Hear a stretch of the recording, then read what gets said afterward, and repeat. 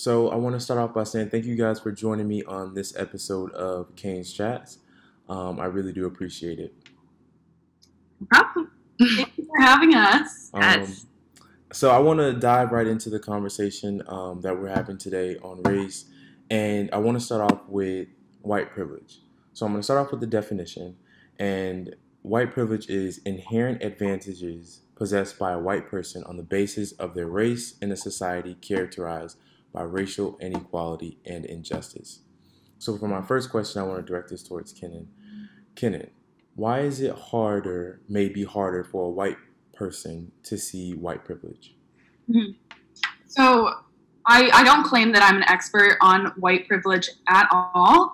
I don't think that any white person can be because we don't experience racism. And I think the reason why it's so, like, this is hard for me. This is an uncomfortable conversation, but I'm forcing myself to have it because I think that's how you fight against white privilege. But I think the reason why it's so difficult for white people to talk about it is because when you have acknowledged the fact that you were born as a white person in a country that was built for you with injustices and inequalities that benefit you, and somebody tells you that, and somebody tells you about your connection to this racist system, to white supremacist America, and tells you that you as an individual benefit from that, it sort of seems like your morals are being called into question, you know? Like, nobody wants to be a racist white person, but in my opinion, I think that all white people are technically racist because we do benefit from a system that is created under the guise of racism and inequalities. Got you. Now, you said when you first started, you as a white person can't experience racism. Why is that? So I can experience discrimination. Of course, I can go into a store and a black waiter could say, "I'm not going to serve you." And that would be maybe, I don't know the exact wording, but discrimination or Prejudice? Or prejudice. But a black person can go into a white restaurant, white-owned restaurant, and be denied that. And it's the same thing, but the only difference is the power behind it. So we live in a country where our government and our institutions were built by white cis men, and the power behind all of our institutions is white people. So the prejudice that I receive from a black person, that's a one-time incident. But when it's a white person having discrimination against a black person, it's very, very different because white people have the power behind them. They have the institutions, the government, and the history behind them. So I think, and that's an interesting point with the history and the power dynamic of it all. Because I could not play devil's advocate, but see from the perspective of someone who is a white person that doesn't have, per se, would say that they have a political leverage. They have no political connections. They would say, like, oh, well, what do you mean by that type of power? So I think adding the historical aspect and that power dynamic, I'm assuming, is what plays into the experience of racism on your part. Mm-hmm. Exactly. Now, Bill, continuing into that, I want to say, why is it more important for, or could maybe considered more important for a white person to have the conversation about white privilege with other white people versus someone that is black? Mm-hmm. So I have been reading a lot recently because I know for a fact that I do not understand this. But my understanding is that it's not the burden of people of color or black people to teach white people about racism. It's just not it. So I've had the pleasure and I've been so lucky to have had some very patient and intelligent black friends who have chosen to help me educate myself. But it is not the burden of the black community to teach the white community about racism because the white community created it, the white community benefits from it, and it's something that we every day actively, I've been reflecting a lot and thinking about how it's so weird to say how racism has benefited me, but it's just my opinion that it's the job of white people to figure out for ourselves how we can dismantle the system of white America. I don't think it's the burden of black Americans to do so. And how do you start to begin to engage in these conversations with maybe a family member that doesn't see the same way that you see? So how do you, or even friends sometimes? Yeah. So it's honestly been really hard. And recently, like, I have lost a few friends. because this conception of all lives matter is incredibly upsetting to me, and I've taken it upon myself to sort of debate people who are saying that. But it's definitely a hard conversation to have. It's uncomfortable, and a lot of my white friends, when I try to have a conversation about racism, about segregation, about our history, like the true history, not just the Rosa Parks and MLK history, it's uncomfortable for them, and they're immediately defensive, and they think that I'm questioning their morals, calling them a racist person. But it's not about like good white people and bad white people. It's just about white people in general. Like, you can't be one of the good ones, So yeah. Now I'll actually, and my next question is for Jordan. You have organizations like White People for Black Lives who stated, we make a conscious decision to notice, call out, and challenge institutional and cultural racism. Why is it important to have white voices in the fight for racial justice in this country and in the world, and not just have Black people being at the forefront of it? Kind of like what Kinnon said, kind of bouncing off of that, my own personal experiences. Growing up, obviously, there was moments where I felt like people were either benefiting from racism, it was a little bit more covert, and then other times where it was very overt. And no matter which category it fell in, if I was vocal about it to other white people, it was either A, we hear you, and then silence, or B, we don't believe you, and silence. So it's really going to take a matter of seeing other white people getting more involved and more active in these things, so people who don't confront their beliefs see that they kind of are in the minority in terms of that mindset. And honestly, for me, these past couple weeks have been really hard mentally, seeing that now.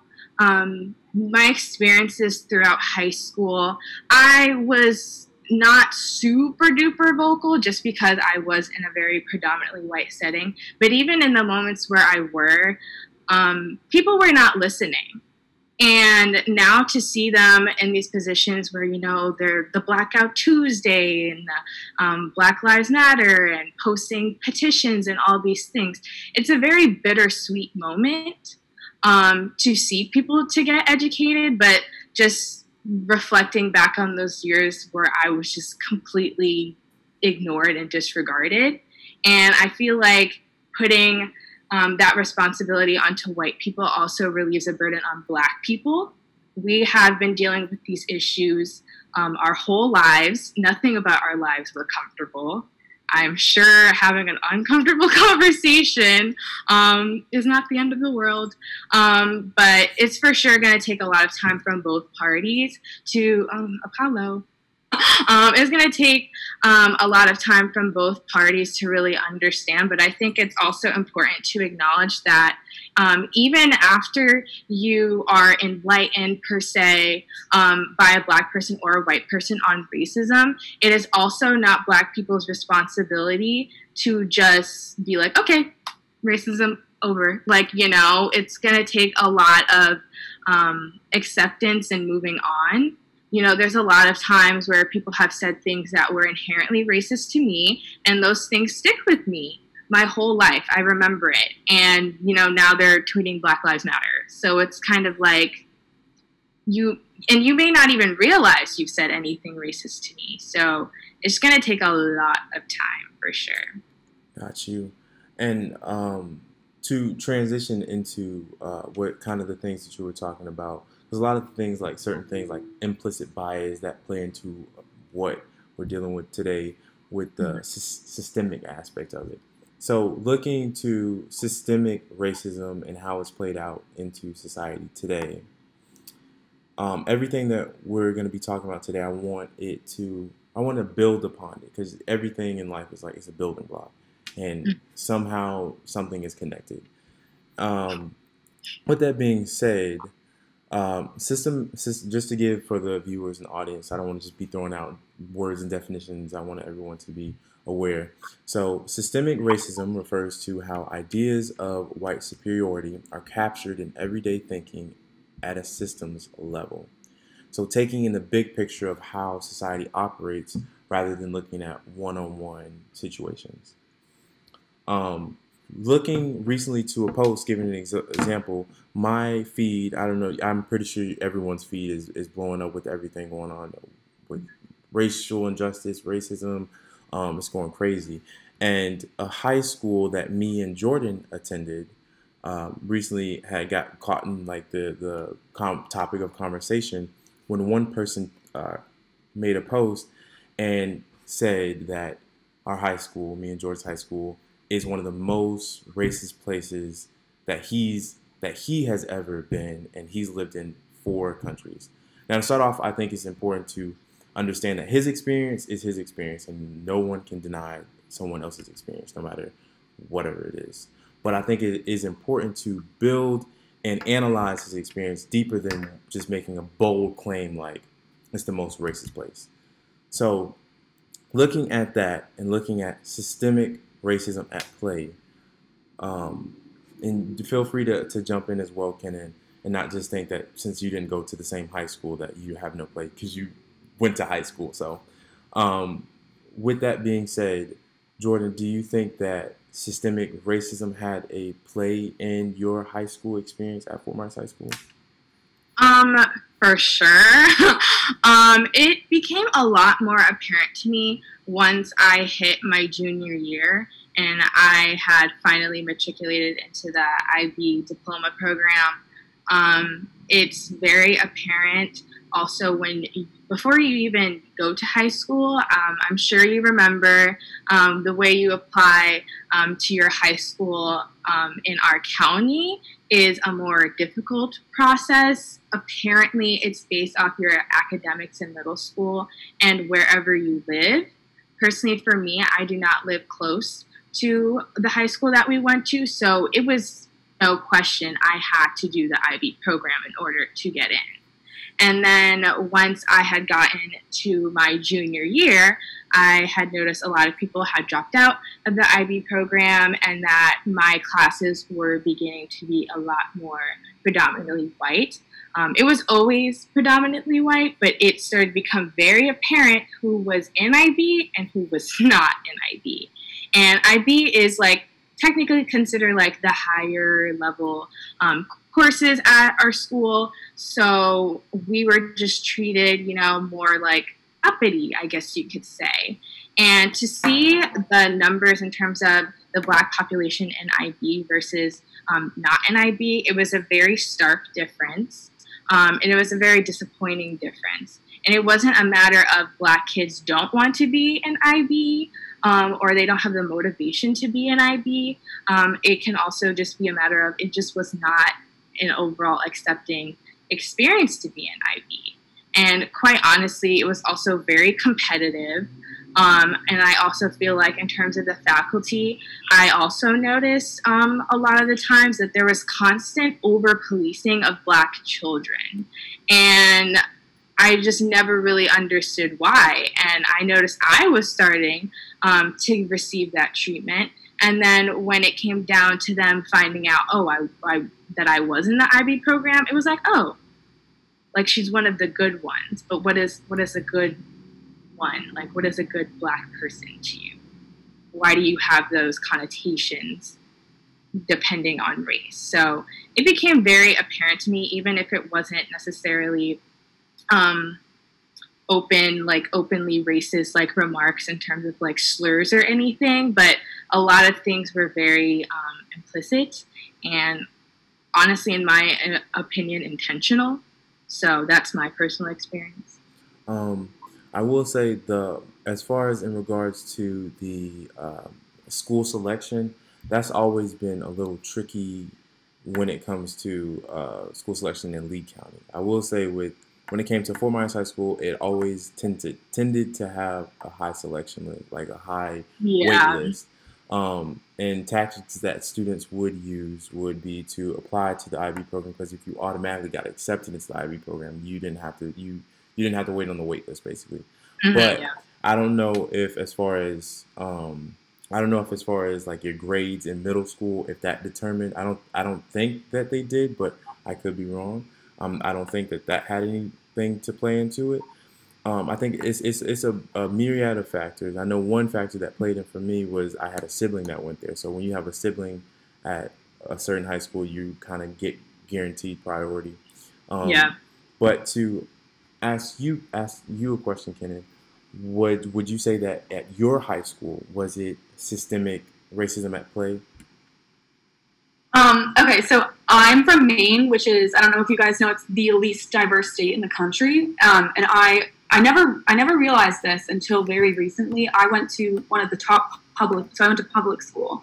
I went to one of the best public schools in the country, and I didn't realize that it was also one of the whitest public schools in the country. There was one black family in my entire town. So I think that that just speaks in itself that the fact that I had the privilege of going to public school, not having to pay for private school. And most likely one of the reasons behind the fact that it's one of the top public schools in the country is because it's a largely white, affluent town. And I think the reason why I wasn't able to realize that was because I had no experiences with Black Americans. Like, you know, I lived in a bubble of white, affluent, progressive Democrats who consider themselves one of the good ones. I don't see color, that kind of thing. So I was definitely raised to believe that you are able to move past racism. You're able to unlearn racism. And that's just not a true notion at all. So yeah, I obviously have never had the experience of being Black in America or racism ever, but I think it was pretty apparent given my high school experience that systemic racism exists on a very large scale.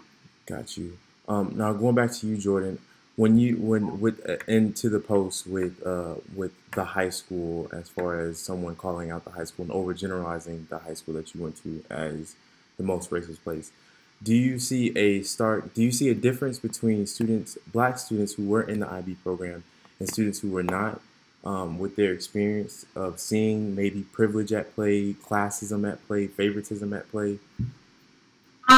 For sure. I would say that in general, when it came to the IB program, a lot of our teachers favored us over kids who were not in IB, if they taught both IB, not IB, or if they just didn't even have kids who were not in IB, they still favored us a lot. So I would say that was more like a classism at play, just because those kids weren't as privileged, I guess you could say, to be in the program. One thing I must say is that being accepted to the IB program was based on something from middle school. It may have been getting into your test scores. Yeah, to get into the IB program it was, but to get into a school itself, I don't think was. Oh yeah, no, not for the school, but for the IB program, I knew a lot of kids from my middle school who just did not have the rankings to get in, and that alone sheds out a bunch of Black and brown kids who may have genuinely been interested, not having the opportunity to be in it. And like I also said, over-policing was something that I had noticed after graduating our high school. So I took sociology of drug abuse my freshman year, and my professor, she asked us, when's the last time in high school that like drug dogs came in? And it hit me that once I had matriculated into the IB program, we were never reprimanded for anything. But I know my peers who were in honors classes, because if you weren't in IB, you were in honors at our school. So I knew for them, like, they had frequent experiences of, drug testing or like drug dogs coming in. And once again, that played in my head. It wasn't that I didn't know any kids who were doing drugs. I knew some of them, but just the lack of acknowledgement and just thinking because we're in IB, we have our academics together, we're the good kids. It's a very detrimental notion to have. I think if you're going to police a bunch of kids, it needs to be everyone involved. Just because we're an IB doesn't mean we're not as guilty of committing the same things or doing the same things. We're just as responsible. We're all the same age. So with that being said, to just because we're kind of getting short on time, what would you guys say that all of those things, such as like, you know, classism, white privilege, institutional racism, they are all connected in some way, or are they separate? Or and favoritism, all those things, are they separate, especially in a high school setting or even in America? Like, are they separate or are they connected?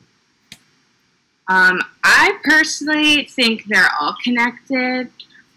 Even in this conversation of racism, a lot of people are for this conversation of, you know, end police brutality. That is just the tip of the iceberg of racism. And then racism is the tip of the iceberg of all these other isms.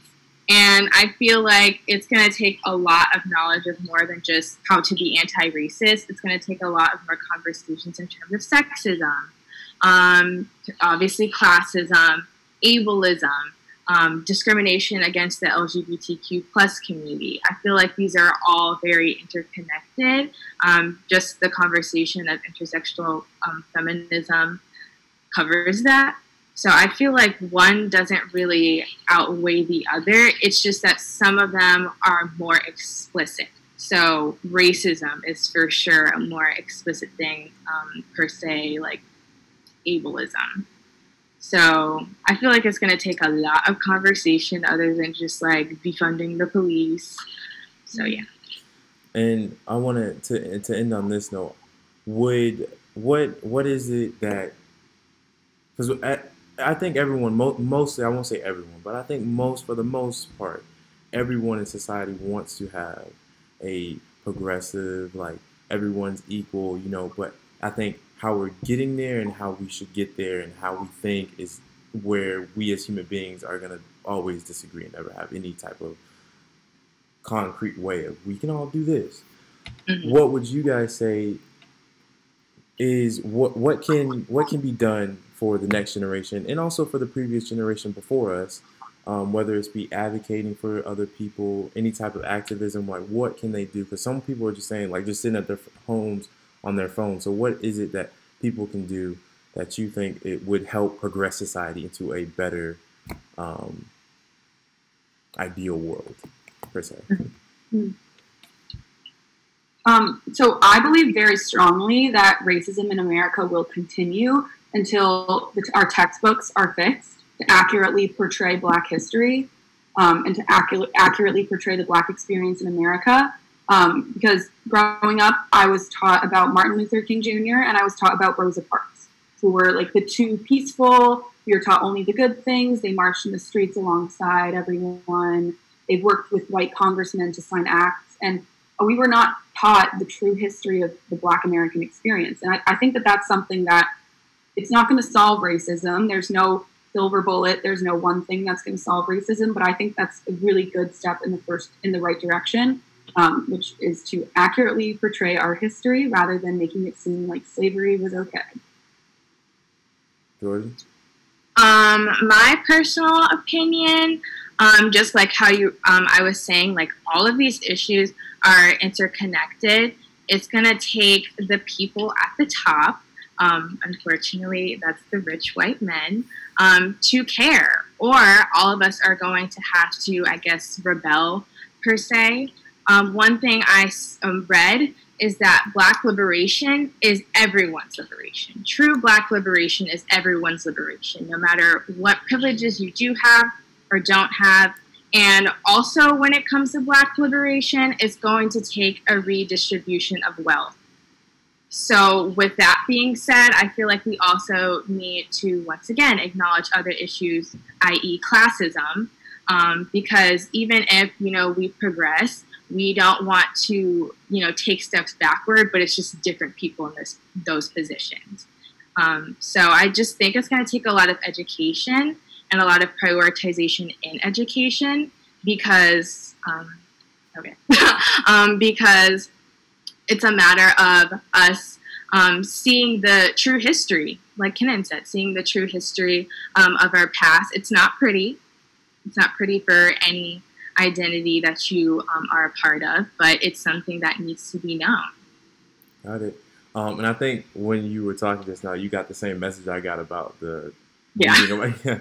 All right. Well, I thank you guys so much for joining me in this conversation. I really do appreciate it. You guys adding your voice to the platform, Kane's Chat, and I really do appreciate it because you guys did not have to do this. You guys are in your respective places.